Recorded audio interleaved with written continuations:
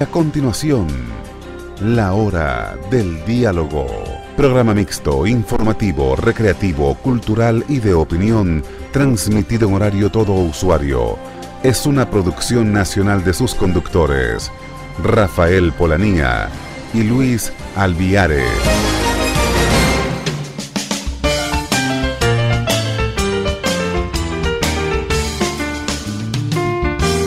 Sintonía 1420 AM presenta La Hora del Diálogo con Luis Alviares y Rafael Polanía.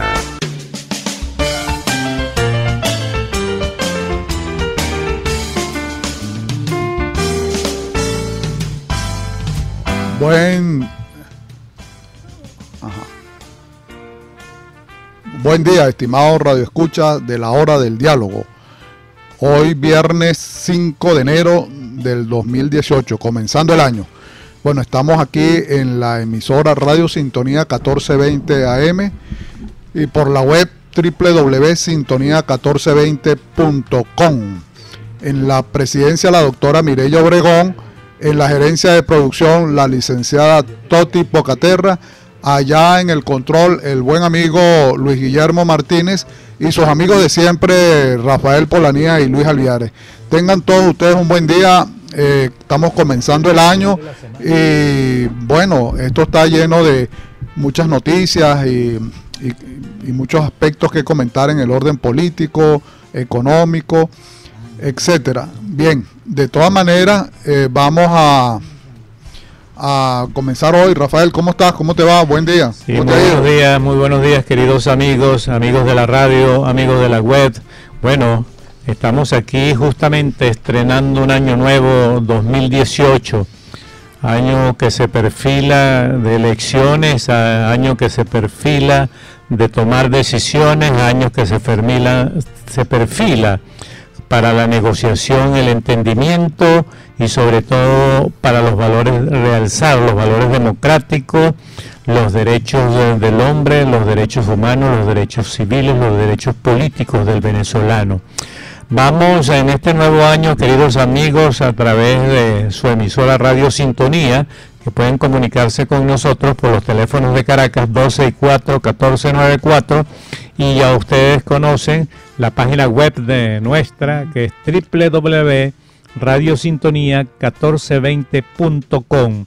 Vamos a iniciar este año, Luis, con el editorial de la semana, porque este editorial es muy importante. Nos lo han enviado de la Universidad Católica de allá del Ecuador, porque tiene muchísimo que ver con ese flagelo tan horrible que ocurre en los países, sobre todo latinoamericanos, que es el flagelo de la corrupción, queridos amigos. Luis, la corrupción ha sido terrible para los pueblos como el de Venezuela, donde no se investiga realmente, se le quita la potestad a la Asamblea Nacional, que es el organismo per se que tiene la responsabilidad de controlar el Ejecutivo y los demás órganos del Estado, supervisar y garantizar que no se abuse de la corrupción, eliminar ese flagelo tan terrible que nos ha llevado al foso de lo que es la aspiración del pueblo venezolano de llevar una vida mejor.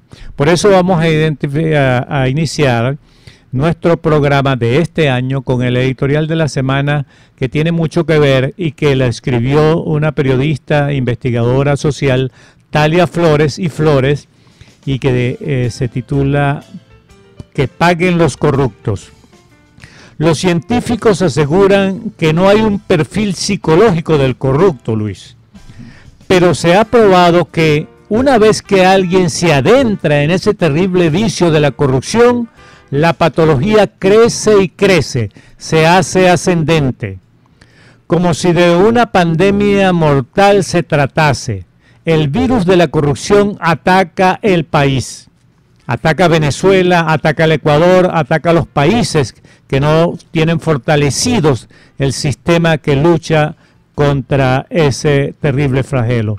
Y parece haber penetrado en la médula misma del cuerpo social. El deterioro de la ética ha cegado el entendimiento de muchos que tratan de convencer que las mansiones, los carros de alta gama, las membresías, la ropa fina de marca, los viajes exóticos y todo el cambio de estilo de vida de los funcionarios públicos son producto de actividades lícitas. Audaz menosprecio a la inteligencia del pueblo, señores. Que no se traga ese cuento de estos inverosímiles cuentos como ese otro que dice que el jefe de todos los poderes, el que se metía hasta en las finanzas de las comisarías y vigilaba el género humano, ignoraba en qué andaban quienes compartían la mesa del gabinete. El gobernante que no sepa qué hacen sus funcionarios, sus ministros, sus directores, sus presidentes de institutos autónomos, digamos, la cúpula de la Fuerza Armada Nacional, pues está mintiendo al país. Un vicepresidente, varios ministros y un exgerente de Banco Central, un exgerente de Petroecuador y el mismo Contralor del Estado han sido procesados por corrupción. Prueban de manera fehaciente la vileza con que actuaron esos funcionarios del Correato. En la revolución fallida prevaleció el amiguismo ante la abyecta actitud de quienes eran considerados parte del proyecto político. Se hicieron los desentendidos y quizás cómplices de la terrible corrupción. Jamás el país ha contemplado como ahora el colapso institucional propiciado por la lenidad de quienes estaban llamados a tomar cuentas a los funcionarios. La Comisión de Fiscalización de la Asamblea ha sido negligente. Su papel raya de lo impúdico. Solo extiende certificados post-mortem al destituir al Contralor Polit, al archivar el juicio político del acusado Jorge Glass, o al propiciar que hoy el Pleno le censure y destituya cuando ya su cargo está declarado en abandono y tiene sentencia de 6 años de prisión por asociación ilícita en la trama de corrupción de Odebrecht. Estas negligentes actitudes son los vectores que propician la expansión de la epidemia de la corrupción que ha golpeado con fiereza incluso al deporte. Pero la corrupción no es parte del ADN social. La mayoría de los ecuatorianos es gente honesta. En su representación han actuado la Comisión Nacional Anticorrupción, que ha denunciado a los bandidos y activistas como en el caso de Fernando Villavicencio y Clever Jiménez, que han sacado a la luz los trapos sucios de la revolución en la que se alzaron con cifras inconmensurables, sobre todo en los negocios petroleros. En las democracias, las leyes y su aplicación son los anticuerpos que tienen la expansión del mal al evitar con sanciones el contagio.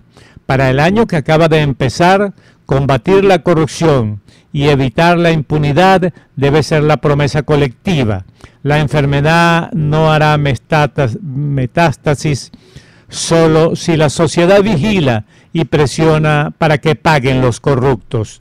Eso en el caso de Ecuador, Luis, pero en Venezuela es peor la situación, porque aquí no hemos oído hablar del Contralor General de la República y los instrumentos, los organismos del Estado que se utilizan para controlar, supervisar y penar la corrupción, se utilizan como arma política interna en el PSV, en el partido de gobierno, y para acabar con la disidencia política del país. ¿Qué te parece, Luis? Bueno, muy interesante, Rafael, tu comentario, tu análisis que acabas de leer ahorita de la señora Flores, ¿no?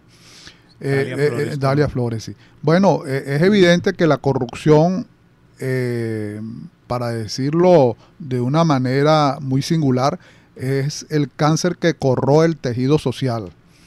Y esto porque en el caso de la hermana República del Ecuador, independientemente de la corruptela que hay ahí vía Odebrecht, Petroecuador y otras más, observamos que hay detenciones, hay juicios a nivel del judicial y juicios políticos, y esa sociedad con toda seguridad está tomando sus precauciones frente a este hecho que es, de otra manera podemos decirlo también, denominador común en todas partes del mundo.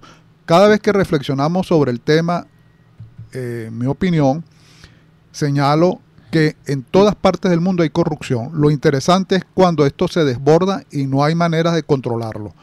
En el caso del Ecuador, entendemos que eso está controlándose. Además, no olvidemos que el próximo mes, 4 de febrero, hay una consulta popular en el cual una de las preguntas indica para que los ciudadanos de ese país voten sí, en cuanto a que todas aquellas personas que hayan sido sancionados por actos de corrupción no vuelvan a repetir un cargo público. Entonces, viéndolo así, ahí hay, digamos, una posible solución frente a ese problema para reducirlo. Eso no significa que nunca más va a haber corrupción allí, pero por lo menos en unos términos tolerables, y el que lo pesquen en una actividad esa será sancionada, porque cuando la corrupción le quita los dineros al erario público, definitivamente son los ciudadanos los que salen perdiendo por los efectos de que los servicios públicos que debe dispensar el Estado quedan en minusvalía, vale decir, salud, educación, seguridad, etcétera. Pero ese en el caso del Ecuador. En el caso del Perú, que está al lado, el ciudadano presidente de ahí, Pedro Pablo Kuczynski, fue llevado y porque había tenido, como dicen allá en el Ecuador, coima, pero en todo caso hechos irregulares, y fue investigado. Lo mismo el presidente anterior, Ollanta. Es decir, hay investigaciones. En el caso de Colombia también hay algo. Es más, hay unas declaraciones de Marcelino, el gerente de Odebrecht, que él señala que aquí inclusive le pasó algo de dinero a la oposición. Pero diríamos algo más grave. La Fiscalía, que debe ser un órgano en el cual siempre debe actuar en función de que todo este tipo de delitos sea sacado al aire y sea ventilado a través de los órganos judiciales, no ha sido así, porque no sé con razón o sin razón, pero públicamente fue señalado el ciudadano presidente en un momento de aquí, el señor Maduro, fue señalado por tener alguna relación, algún dinero que pasó, etcétera, y aquí nada se ha abierto frente a esa posibilidad de investigar. Y esto es lo que refleja cuando una democracia está enferma, cuando una democracia no responde a los valores fundamentales, cuál es la transparencia, cuál es digamos, la honradez y la lealtad a la hora de manejar los dineros públicos. Y esto implica algo adicional. Nosotros, en realidad, en los actuales momentos en nuestro querido país, lo que tenemos es un déficit de controles y un déficit democrático que aguas abajo se revierte frente a toda esta corruptela. Por ejemplo, aunque siempre saltamos, Rafael, del Ecuador a Venezuela y de Venezuela al Ecuador, pero quería referir algo así rápido. Somos un solo gobierno. Es verdad, tiene toda la razón. Un gobierno de la sociedad. Es más, no sé si tenemos que reivindicar la vieja bandera del siglo XVIII, que sí, es como la Gran Colombia, ¿no? Es decir, al final de cuentas es una unidad política, social, económica, pero quiero decir que, bueno, el presidente Maduro anunció, Rafael, estimado Radio Escucha, un aumento de 40% del salario mínimo, quedando en 799.510 bolívares. El aumento del salario mínimo fue a 248.510. Decretó aumentar en 30 unidades tributarias el ticket alimentario, llegándolo a 549.000 para dejar el sueldo para los activos en 797.510. Bien, las pensiones, yo cobro pensión, pasó de 177, un aumento del 40%, a 284.510 más el bono de guerra, para quedar en un total de 347.914,6. Bien, comentarios sobre esto, Rafael, para que... Sí, me parece muy interesante, Luis, que el país pueda abordar una discusión, la sociedad venezolana como un todo, sobre todo la academia, las universidades y los expertos, porque decretar aumentos de sueldos al azar, sin fortalecer la economía, sin tomar medidas que fortalezcan el valor adquisitivo de la moneda, es un terrible error que nos lanza más bien al foso. Parece que el que tome ese tipo de decisiones, odiar a la población venezolana, porque cada vez que se toma esa medida, se toma en función de la producción de billetes inorgánicos. ¿Cómo un país va a cancelar, va a honrar un aumento de sueldo tan abrumador por una parte, sin tener entradas de divisa, de la divisa fuerte del mundo, que es el dólar, para poder entonces compensar y valorizar? ¿Cómo va a tomar ese tipo de medidas si no se fortalece el aparato productivo? Si no hay producción, el Producto Interno Bruto se basa en la producción que cada venezolano le aporte al país de alguna manera, ¿no? Entonces ese tipo de medidas es contraproducente y se le ha repetido al señor Maduro que no lo haga porque perjudica a los venezolanos, de manera reiterada se le ha dicho, pero parece ser que el señor Maduro prefiere tener expertos, especialistas en publicidad para engañar la mentalidad del venezolano, que economistas que realmente le guíen por senderos realmente que honren la expectativa que tiene el pueblo venezolano en función de fortalecer la economía del país. Da la impresión de que sumergiéndonos en un proceso de subdesarrollo permanente hay más control sobre la gente y es la nueva forma, la forma moderna de esclavizar a un pueblo. Y esto lo digo porque, Luis, tenemos la experiencia de aquellos países que aplicaron la misma medida que está copiando el señor Maduro y su tren ejecutivo, porque estimo que allí debe haber personas conscientes de la realidad, pero no son capaces de levantar su voz para defender al pueblo. En el caso de Zimbabue, el exdictador Robert Mugabe aplicó las mismas medidas y sabemos los venezolanos hasta dónde alcanzó la inflación de Zimbabue, a 165.000%. En el 2008, y búsquenlos por favor aquellos que nos odian, amigos de la radio, amigos de la web, busquen esa información y vamos a compartirla con el mundo entero para plantear un debate, porque el señor Maduro se le ha demostrado que está equivocado en la percepción de su forma de ver el modelo económico, de la aplicación de un modelo económico nefasto para la sociedad. Eso tenemos que decirlo. No creo que con esto lo esté ofendiendo, al contrario, estamos defendiendo el carácter de los venezolanos que merecemos una mejor calidad de vida. Bueno, en el 2008, Robert Mugabe mandó a hacer miles de millones de unidades de billetes de 5 millones de dólares. Dólares zimbabuenses, porque un país que no sea Estados Unidos no puede hacer dólares americanos. Dólares zimbabuenses. Y en el 2009 de 10 millones de dólares zimbabuenses. ¿Tú sabes a cuánto valía el billete de 50 millones? 50 millones de dólares zimbabuenses, óiganlo bien, 50 millones de dólares zimbabuenses, que tenían el valor de 1.2 dólares.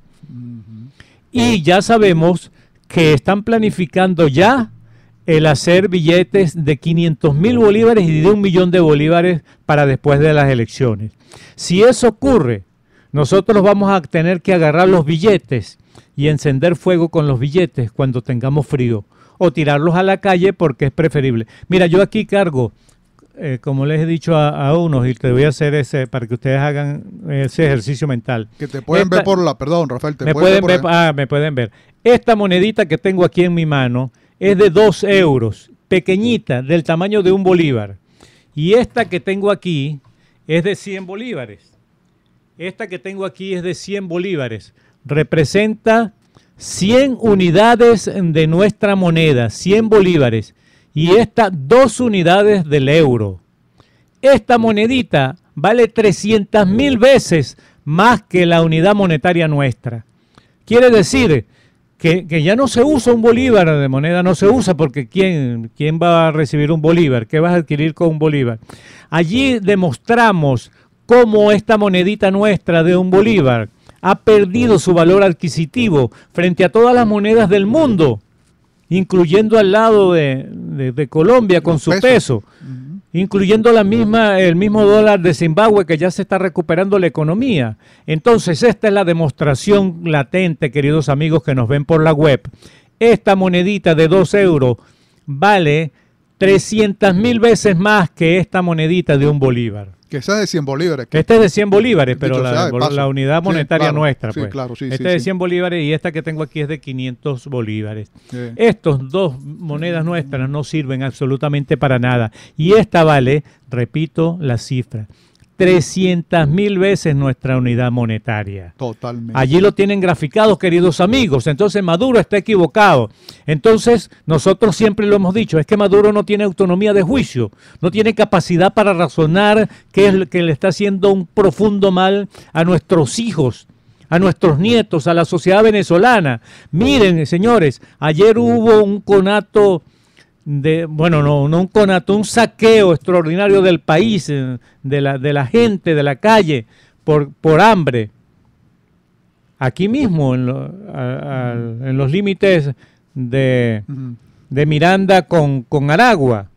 Y los conatos que han habido aquí en Caracas, vayan al Boulevard de Catia para que vea gente recogiendo de la basura. Por cierto, que me han dicho que ya se están ahogando en basura y hay que hacerle ese llamado, Luis, a la alcaldesa, porque lamentablemente se impusieron ese alcalde detrás del alcalde nefasto que abandonó Caracas, pusieron otra alcaldesa que lamentablemente viven sumergidas en un proceso interno para llevar nuevamente a Maduro a la presidencia, porque Rafael Ramírez y otros connotados dirigentes del 4 de febrero están lanzando su nombre y no le van a permitir eso. Entonces viven sumergidos en un proceso de populismo interno para llevar al señor Maduro nuevamente a la presidencia. Señor Maduro, si usted quiere ser presidente, demuestre que tiene cierta capacidad de juicio, autonomía para pensar y tomar decisiones.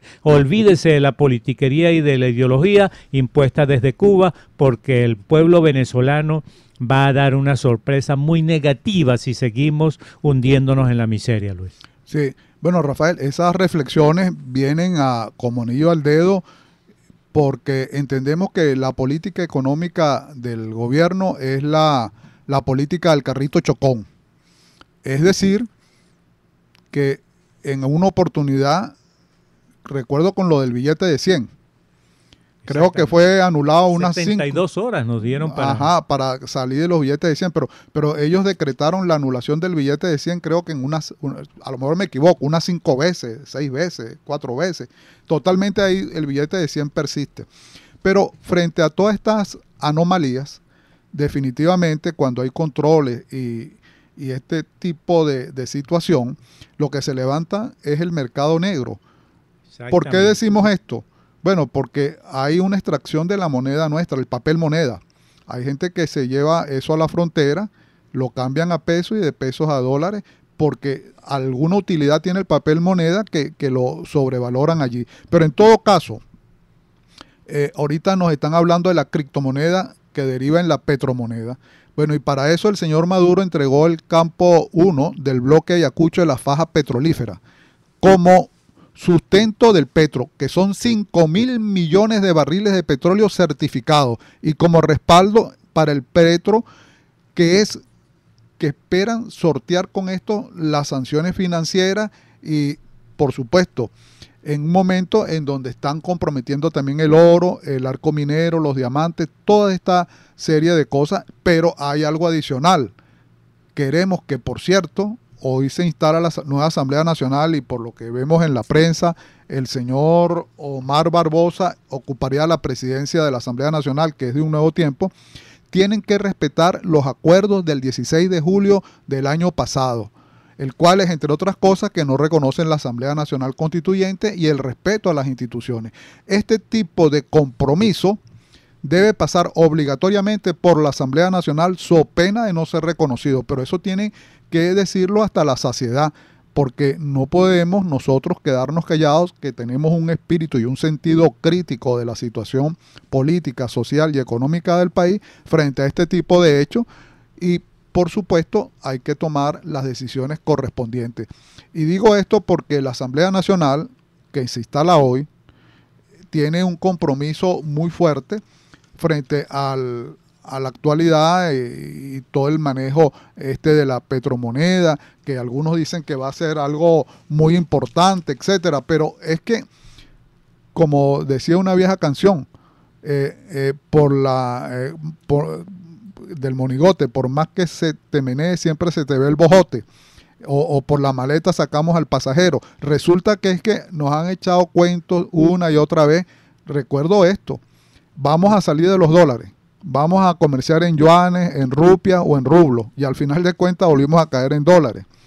Y así, es decir, llevamos una economía y el sistema financiero, etcétera, de una manera muy deplorable, que por cierto, bueno, no sé, vendrá seguramente algunas decisiones más importantes en estos días, porque el señor Maduro quedó en que nos iba a anunciar algunas otras cosas. Lo cierto es que por ahí salió lo que llaman ellos la billetera virtual, ¿no? Que es ese tipo de dinero que se está manejando de manera electrónica. Bien, pero, perdón, aquí lo tengo en mi nota, se llama ¿qué es y para qué sirve la billetera móvil creada por el gobierno? Se dice que es un instrumento de pago eléctrico que estaría disponible durante su primer trimestre del 2018, o sea, ahorita, en los estados Aragua, Cojedes, Vargas y la parroquia Sucre de Caracas. Está interesante. Y contará con la participación de 14 instituciones financieras privadas y de momento estaría disponible en los bancos del Tesoro, Venezuela, el Banco de las Fuerzas Armadas, el Banco Agrícola Bicentenario. ¿Y qué es la billetera móvil? Es para las personas que posean el carnet de la patria. Vean eso. Y atenderá de igual manera a quienes no la posean, después le agregan la coletilla. Y esta aplicación es para los productos expendidos a través de los CLAPS, con el código QR. Señores, nosotros no necesitamos eso. Nosotros lo que necesitamos definitivamente es una economía sana, abierta, de mercado, que vengan los inversionistas, que le den confianza, que generen empleo. Y con esto culmino para irnos a unos mensajes comerciales por la hora. Y es lo siguiente: yo escuché al señor Maduro decir recientemente que en Argentina el señor Macri le quitó un 10% a los empleados allá y a los jubilados, y dijo, bueno, una cantidad de improperios que es irrepetible por acá, pero lo dijo él públicamente. Y la pregunta: un jubilado de Argentina, tengo entendido que cobra alrededor de unos 500, 600 dólares o quizás menos de salario mínimo. En cambio, el salario mínimo nuestro creo que llega a 5 dólares o algo así. Entonces, esas son las realidades que revientan en la cara. Luis Guillermo, nos vamos un momentico con unos mensajes. Ya regresamos.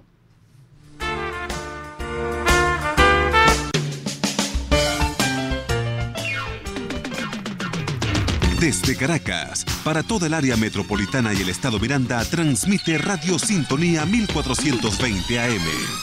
A continuación, Publicidad.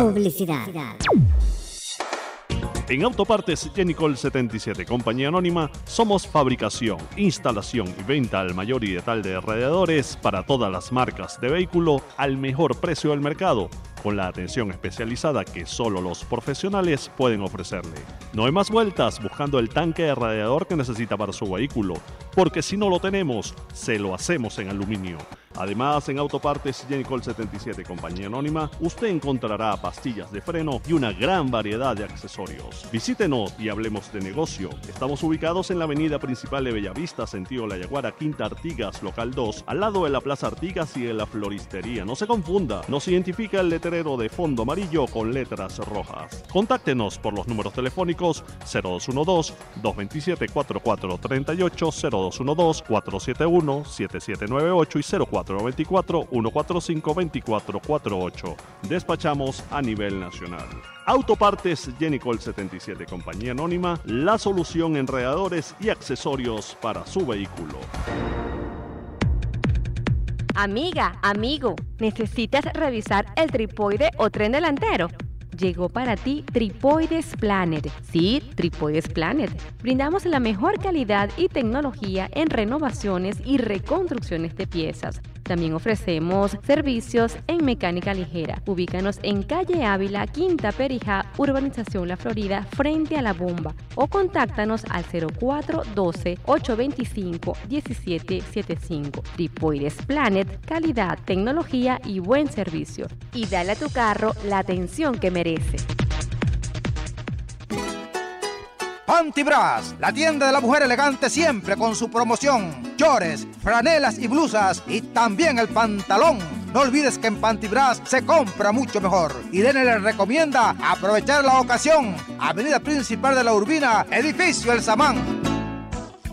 La salud es muy importante para nosotros, por eso debemos estar en buenas manos. En Especialidades Médicas Riveras ofrecemos los mejores servicios en medicina interna, cardiología, ginecobstetra, pediatría, laboratorio y mucho más. También ofrecemos diversos ecosonogramas como mamarios, tiroideo, eco 3D, entre otros. Además, contamos con la técnica más avanzada en rejuvenecimiento facial con plasma rico en plaquetas. Ubícanos en Avenida San Martín, Centro Comercial Maracaibo, mezanina número 17, o contáctanos al 0212-482-8821, 462-8829 y serás atendido por sus propios dueños, doctora Egilde Rivero y doctor René Rivera, porque tu salud debe estar en buenas manos.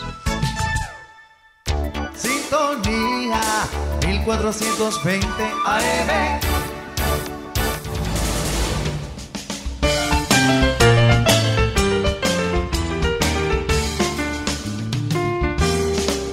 Bueno, estimados radioescuchas, de vuelta después de unos breves mensajes comerciales. Bien, aquí tenemos otra información o noticia que es interesante comentarla, y es respecto a la mesa del diálogo del 11 de este mes, de enero. Dice acá la nota de prensa que el secretario general del Movimiento Progresista de Venezuela y diputado a la Asamblea Nacional, Simón Calzadilla, informó que el próximo jueves 11 a las delegaciones de gobierno y oposición se reunirán sin la presencia de los cancilleres, aunque aclaró que estos acompañantes internacionales estarán presentes el día 12. Todos tenemos la esperanza de que en este país se comience a recobrar la confianza y la reinstitucionalización a través de un buen acuerdo que brinde confianza y delinee un camino claro para salir de la crisis que estamos atravesando. En otra parte, señaló que no está planteada ninguna modificación o sustitución de algún miembro del equipo de negociación. La delegación sigue igual para mantener la coherencia. El jefe de la delegación sigue siendo Julio Borges para esa coherencia y el trabajo que ya está encaminado. La reunión del 11 y el 12 podría ser la culminación de un proceso de más de mes y medio. Ojalá podamos darle buena noticia a los venezolanos. El último encuentro de los equipos se celebró el pasado 15 de diciembre en Santo Domingo y avance notable, aunque no podemos anunciar los resultados hasta que no se llegue a un acuerdo, según el presidente dominicano Danilo Medina. Bien, lo que queremos entender es lo siguiente. Tal vez la técnica de esta negociación sea de no decir nada hasta que esté todo perfectamente acordado. Un poco lo que decía el presidente de Colombia, que por cierto, este año hay elecciones en Colombia también. Decía que nada estaba acordado hasta que no esté perfectamente acordado. Pero voy a hacer un breve comentario, Rafael, para comentarlo entre los dos acá. Nosotros entendemos que la oposición llevó 4 puntos bien claros. Uno, la liberación de los presos políticos. Otro, el respeto a las instituciones, el reconocimiento a la Asamblea Nacional. Otro, la ayuda del canal humanitario. Y por supuesto, el oficialismo llevó 2 puntos, reconocimiento a la Asamblea Nacional Constituyente y el levantamiento de las sanciones económicas. Entendemos que en el pasado mes de diciembre liberaron algunos presos políticos, pero se quedaron otros o han ingresado otros por aquello de que funciona de acuerdo al foro penal como una especie de puertas giratorias. Salen unos, entran otros. Por otra parte, la ayuda al canal humanitario se hace indispensable. Nosotros no podemos seguir viviendo en un país en donde el mes de diciembre la gente haciendo cola para esperar un pernil, que por cierto, eso fue de alguna manera y en forma espontánea por decirlo así, el desacuerdo y la incomodidad y la irritación de la ciudadanía al darse cuenta que eso no le llegó después de un ofrecimiento presidencial. ¿Y qué fue lo que nos dijo el señor Maduro? Que venían 2 buques o algo así cargados de perniles de Portugal, pero no se dio porque hubo un saboteo. Luego leemos en la prensa que el gobierno portugués dice que ellos tienen una economía de libre mercado y que eso es de la empresa privada. Y la empresa Raporal, que es la empresa que estaba encargada de esto, dice que, bueno, se le adeudan alrededor de unos 40 millones de euros, una cantidad increíble, y que por eso no enviaron los perniles. Pero yo me hago una pregunta, y es que nosotros tenemos que seguir que todo lo que consumimos y todo lo que llevamos a nuestra mesa y todo lo que tiene que ser comprado en el exterior. ¿Y cuál es la capacidad productiva del país? Nosotros no podemos hacer esa producción de porcinos aquí, de cochinos, marranos, inclusive abastecer al mercado y exportar. Esto me trae otro tema, que es el de la famosa azúcar.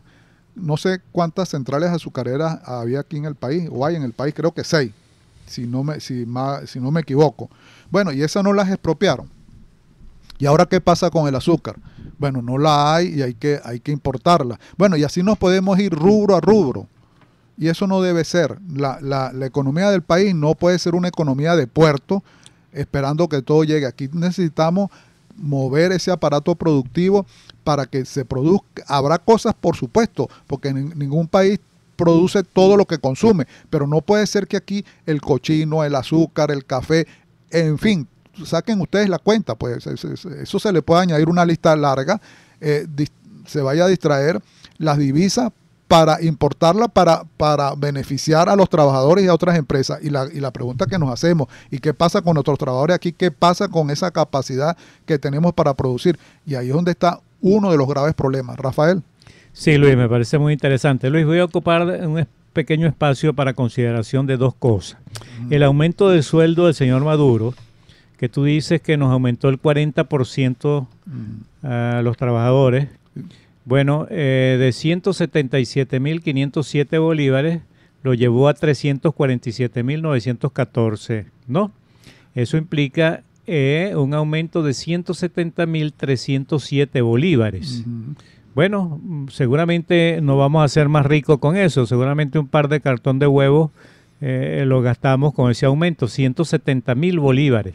Pero yo quiero referirme, Luis, al aumento que hizo el gobierno del Ecuador.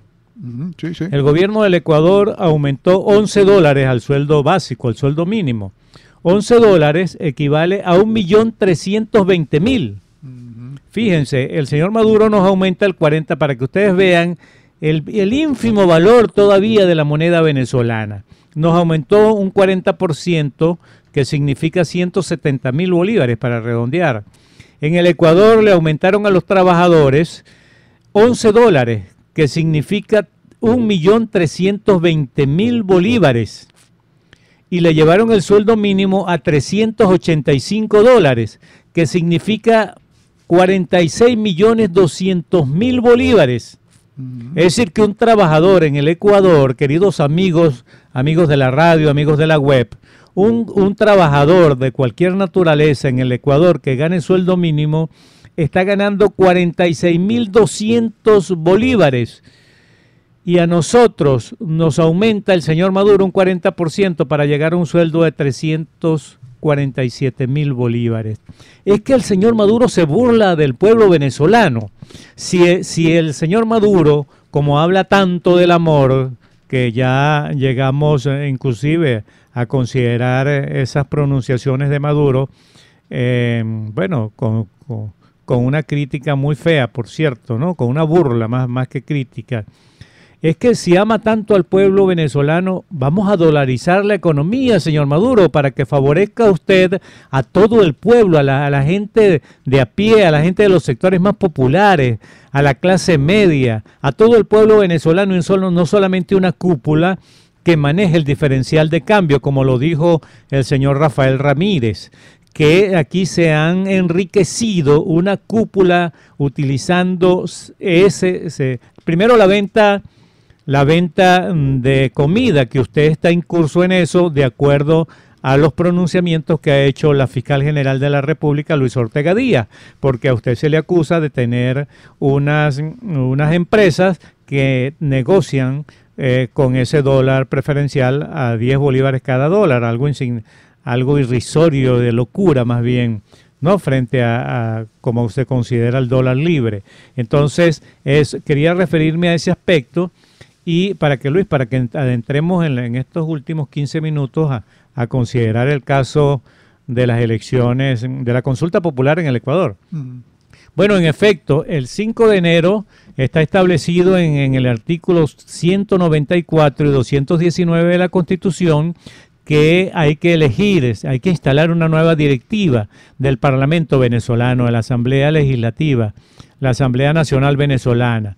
Y está propuesto para ahí o considerado el señor diputado Omar Barbosa, que es el presidente de Un Nuevo Tiempo, para que rija los destinos de lo que es la producción de leyes y ese poder legislativo en el año 2018-2019, precisamente un año que la Constitución nuestra establece el cambio de gobierno, el cambio de presidente de la República, un cambio en todos los sentidos.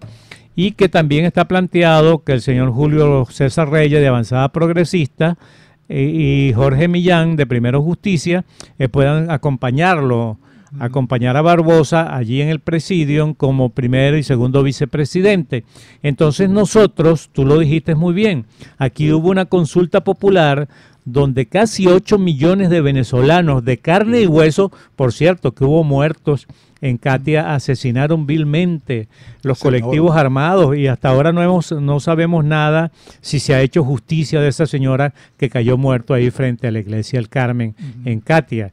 En la avenida Sucre de Catia. Lamentable lo que pasó, pero el pueblo se concentró y se pronunció a favor de poner este régimen nefasto y de otras cosas que el desconocer la Asamblea Nacional Constituyente, por cierto, que debió ser convocado el pueblo para consultarle si quería una Asamblea Nacional Constituyente y para votar las bases normativas que iban a regir ese proceso, y no se hizo. Por lo tanto, esa Asamblea Nacional Constituyente no tiene validez ni sus actos en lo absoluto. Bueno, esa es la configuración del asunto. Luis, tenemos ya abierta en Ecuador, Luis, una campaña desde el 2 de enero. Ya se han inscrito muchas organizaciones, entre ellas creo que está la gente de Alianza País, que dirige Lenín Moreno, el presidente. Están ya en plena campaña por el sí para esas 7 preguntas que tú las tienes por allí. Vamos a conversar un poco sobre eso, Luis. Sí, cómo no, seguro. Bien, como bien lo acabas de señalar, primero lo de la Asamblea Nacional. Ya es un hecho que fue nombrado el señor Omar, sí, salió aquí en la prensa, el señor Omar Barbosa, y el señor Julio César Reyes asumirá la primera vicepresidencia por Avanzada Progresista. Y bien, eso ya es un acuerdo político, como todos sabemos que anualmente se rotan la presidencia, que por cierto, ya este es el tercer año, y nosotros necesitamos que esta Asamblea Nacional, aprovecho la oportunidad de comentar brevemente, asuma el rol y el papel que le corresponda y tome las decisiones que debe tomar de acuerdo a la situación política y social y económica que tenemos acá en el país. Bien, y lo otro es lo del señor Maduro que tú acabas de señalar. Bueno, presuntamente, por lo que nosotros sabemos, está puesta esa cantidad de denuncias allí. Y bueno, el caso del Ecuador con las 7 preguntas que van a consulta el 4 de febrero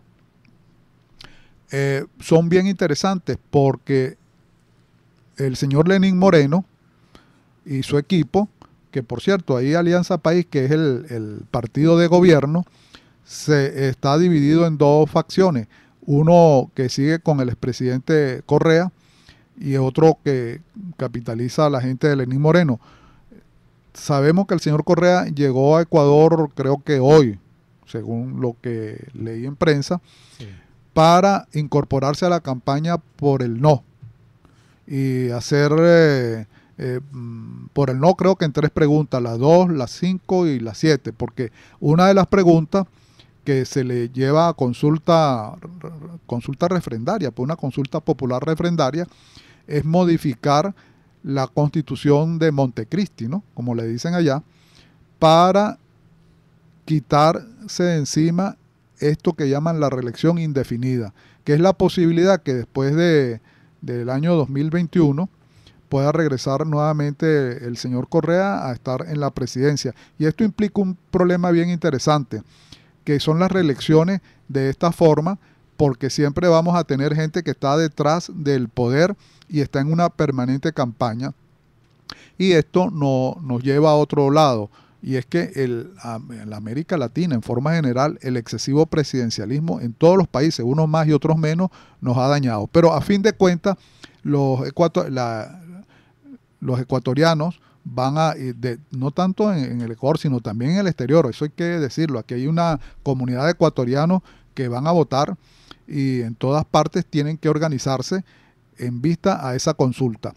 Y va a ser interesante, Rafael y estimado Radio Escucha, porque de lo que derive de esa consulta, que entiendo que la gente de manera libre va a tomar su decisión de votar sí o no, va a ser un referente para nosotros también tomar decisiones acá. A mí me gustaría, en el caso nuestro aquí de Venezuela, que nos consulten a nosotros si queremos tal o cual medida o si queremos tal o cual situación, porque hay definitivamente una cúpula o un grupito que toma decisiones de espalda a los intereses de la ciudadanía. Bien, en el caso del Ecuador está interesante porque inclusive ya Lenín Moreno presentó una terna de 3 mujeres para la vicepresidencia, y una de ellas creo que es la actual canciller, y en fin, son 3 damas de esa política, de esa sociedad, y van a tomar digamos el cargo que queda vacante. Pero lo que me interesa de resaltar de esto que estamos comentando del Ecuador es la consulta. Y ahorita se abrió la campaña y nosotros abogamos, porque yo creo en que la política se tiene que manejar a través de principios. Y uno de los principios democráticos o un valor democrático es la alternabilidad. Y cuando a mí me dicen que es posible que consultándome como ciudadano me digan, ¿usted quiere que haya reelección indefinida, permanente? No, por supuesto que no. Es más, trae una acotación en una de las preguntas bien importantes. Todos aquellos que hayan sido juzgados por actos de corrupción no pueden volver a ocupar cargos públicos. Y eso indica que también van a reformar que todos aquellos que ocupen un cargo público 1 o 2 veces no pueden volver a ocupar el mismo cargo. Esto va para los partidos políticos. ¿Cómo me gustaría aquí que, por ejemplo, porque los partidos políticos en una democracia parlamentaria o en una democracia presidencialista como la nuestra son muy importantes? Y digo esto porque siempre lo que vemos en otro país lo reflejamos acá. Caramba, hay que ver, Rafael, por ejemplo, en el caso del señor Ramos Alú, creo que tiene 25 años siendo secretario general de Acción Democrática. Bueno, esos son cargos vitalicios. Le salieron canas allí. O sea, exacto. Entonces, caramba, tú requieres que haya eso, alternabilidad. Y me parece que, reitero, que esto que va a consulta el 4 de febrero en la República Hermana del Ecuador nos va a servir como un referente a todos los países e inclusive aquí, especialmente en Venezuela. Rafael. Sí, tú lo acabas de decir, Luis. Tenemos ya a puertas el sustituto de Jorge Glass. Jorge Glass, vicepresidente de la República, elegida en la fórmula de Lenín Moreno, que representaba realmente a Rafael Correa, pues fue enjuiciado, 6 años de cárcel, y se le venció el plazo y quedó destituido de la vicepresidencia de la República. Efectivamente, se envió una terna de 3 mujeres: María Alejandra Vicuña, que es la vicepresidenta encargada y es la ministra de Desarrollo Urbano; María Fernanda Espinosa, que es ministra de Relaciones Exteriores; y Rosana Alvarado, que es la ministra de Justicia. 3 posibles sucesoras de Jorge Glass. Ya lo dijimos, el presidente envió ayer jueves 4 de enero la terna a la Asamblea Nacional, la sección para posesionar a la nueva segunda mandataria de allí. La vicepresidenta se instalará el día sábado.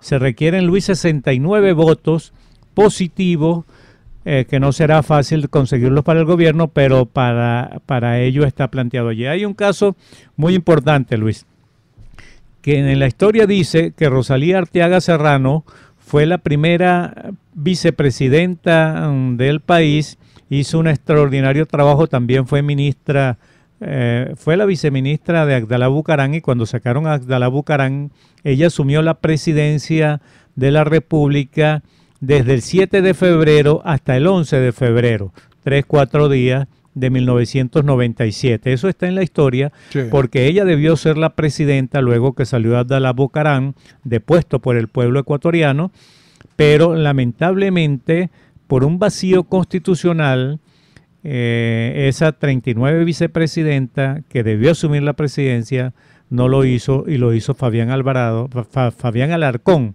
que era precisamente el presidente de la Asamblea Nacional allí. La primera titular en la el primer titular de la vicepresidencia de Ecuador fue José Joaquín Olmos. Eso nos dice la historia. Pero bueno, vamos encaminados ya, Luis, en el Ecuador hacia esa consulta popular que va a terminar con ese exabrupto político de aquellos que pretenden del poder una hegemonía absoluta para hacer una dinastía, quedarse en el cargo por año. Bueno, esa reelección indefinida se votará en segundo término, y yo estoy seguro que es el único motivo que tiene Rafael Correa para ir al Ecuador, que por cierto corre un gravísimo riesgo de que le prohíban salir del país, porque hay elementos que ya se están vislumbrando que apuntan hacia él en esta grosera corrupción. Y ese tiene muchísimo que ver con la comparecencia de algunos exdiputados que tienen realmente que ir a presentarse ante los tribunales para determinar y declarar sobre el caso de corrupción de el vicepresidente Jorge Glass. Y corre un riesgo grande. Lo único que va a defender Rafael Correa de conocimiento del pueblo ecuatoriano es que él quiere seguir pretendiendo usufructuar el poder. Es lamentable la situación que se presenta con el expresidente, y bueno, lamentablemente lo inexorable del tiempo, Luis, llegamos al final. Sí. Bueno, Luis, queridos amigos, amigos de la radio, amigos de la web, este fue nuestro primer programa del año. Dejamos muchísimas cosas que comentar que seguramente vamos a completar el domingo a las 3 de la tarde en la hora del Ecuador, porque tenemos muchísimo. Total. Queridos amigos, fue un verdadero placer trabajar para ustedes en la presidencia, la doctora Mireya Obregón en la gerencia de producción, nuestra amiga Toti Pocaterra en los controles, el mago de los controles, Luis Guillermo Martínez, Rafael Polanía, el certificado de locución 42.122 de la Universidad Central de Venezuela, y mi querido partner Luis Alviare 7.490. Bueno, estimados radioescuchas, que pasen un bello día, y bueno, nos estamos oyendo y viendo por este mismo canal el domingo en la hora del Ecuador de 3 a 5. Que pasen un buen fin de semana. Saludos.